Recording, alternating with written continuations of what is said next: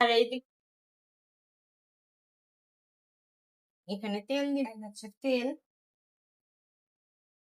তো এখানে কিছু কলমি শাক আছে। এখন তো বর্ষাকাল, তো পানি জমা। তো এখানে ভাবছি যে কয়েকটা কলমি শাক উঠাই, তো বুঝতে পারিনি যে এখানে অনেক পানি ছিল।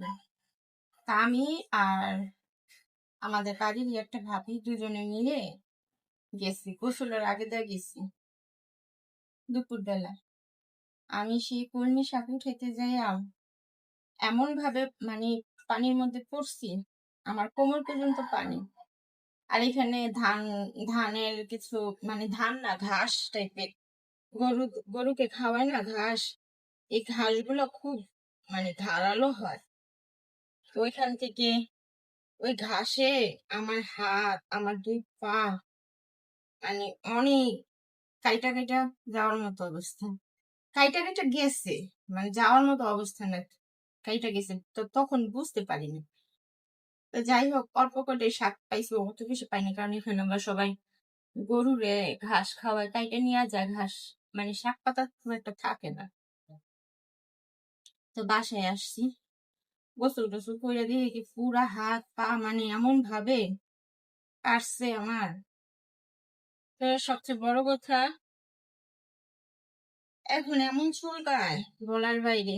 মানে ওই যে পচা পানিতে, বৃষ্টির পানি, কাদার পানি, মানে এই 10 টাকা 20 টাকার শাক খাওয়ার জন্য শরীরটারে কাটছি, রক্ত বের হয়েছে। তার উপরে আবার এই মানে এই চুলকানি রোগ নিয়ে আসছে। মানে এমন শাক খাওয়ার জন্য এমন আমি পড়লাম। এখন ভাইবা হাসিও পায়, কান্নাও পায়। ভাবছি আর কখনো ওইভাবে যাবো না শাক আনতে, মানে শাক তুলতে। খাইতে ইচ্ছা করলে বাজার থেকে কিনে খাবো।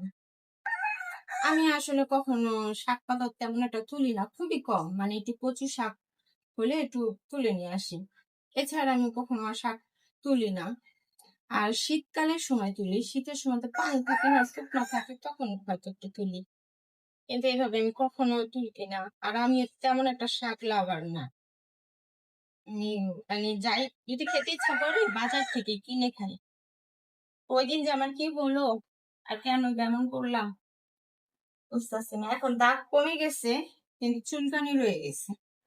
আর গরম পানি নিয়ে আসছি, এটাতে কেন জানি মানে ওই ফোনের সামনে কথা বলতে গেলে সব আউলা ঝাউলা হয়ে যায়। আমার বাসায় কিন্তু 2 বেলা চালাবে।